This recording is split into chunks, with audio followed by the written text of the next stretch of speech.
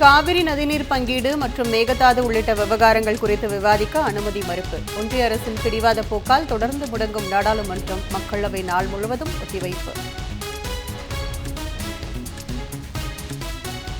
முத்தமிழறிஞர் கலைஞர் உதிரம் சிந்தி வளர்த்த மூத்த பிள்ளை முரசொலியின் 85வது பிறந்த நாள். அறிவாலயத்தின் அறிவு ஆயுதமாக திகழும் முரசொலியின் பயணம் 100 ஆண்டுகள் கடந்தும் தொடரட்டும். சென்னையில் உள்ள முரசொலி அலுவலகத்திற்கு நேரில் சென்று திமுக தலைவர் மு க ஸ்டாலின் வாழ்த்து.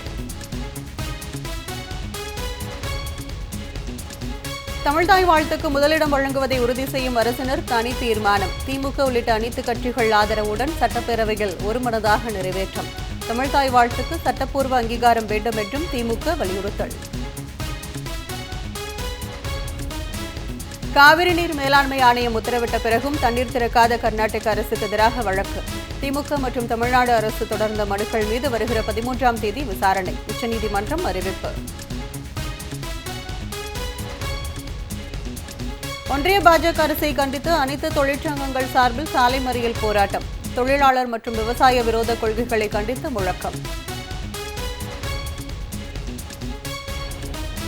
தமிழ்நாட்டில் தமிழருக்கு என்று தனி அடையாளத்தை அரசியல்படுத்தியவர் முத்தமிழறிஞர் கலைஞர். சட்டப்பேரவையில் அமைச்சர் வன்னியரசு புகழாரம். தமிழ்நாடு அரசின் பட்ஜெட்டில் எந்த மாற்றமும் இல்லை, ஏமாற்றமே மிஞ்சியது. சட்டப்பேரவையில் முன்னாள் அமைச்சர் எம்.ஆர்.கே. பன்னீர்செல்வம் விமர்சனம். தேர்தல் வாக்குறுதியின்படி பயிர்க்கடனை தவிக அரசு ஏன் முழுமையாக தள்ளுபடி செய்யவில்லை என்றும் கேள்வி. ஜார்க்கண்ட் அரசு தேர்வுகளில் முறைகேட்டை கண்டித்து சட்டப்பேரவையை முற்றுகையிட முயன்ற மாணவர்கள். போலீசார் தண்ணீரை பீச்சி அடித்தும் தடியடி நடத்தியும் மிரட்டியதால் பதற்றம்.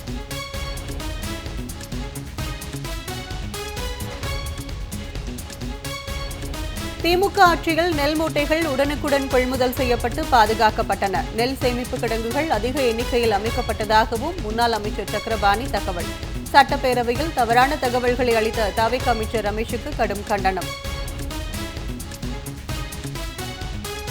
இலங்கைக்கு எதிரான டெஸ்ட் தொடரில் பங்கேற்கும் இந்திய அணி. சாய் சுதர்சனுக்கு பதிலாக சர்ஃப்ராஸ் கான் சேர்ப்பு.